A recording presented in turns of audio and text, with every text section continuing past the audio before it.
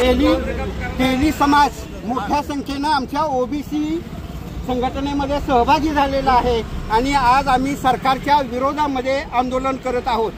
आमचं म्हणणं असं आहे की आता जी होणारी जनगणना आहे, या जनगणनेमध्ये या राज्य सरकारनं मराठ्यांना 58 लाख मराठ्यांना जे कुणबी म्हणून दाखले दिलेत, त्यांना तुम्ही जिल्हा परिषद पंचायत समितीतलं ओबीसीचं आरक्षण देणार असाल का?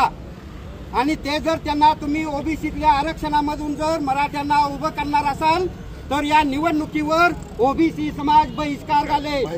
ओबीसी मध्ये मराठा घुसणार नाही याची दक्षता घ्यायची आहे। मराठ्यांना आरक्षण द्यायला आमचा विरोध नाही, परंतु त्यांना ओबीसीत घालायला आमचा विरोध आहे।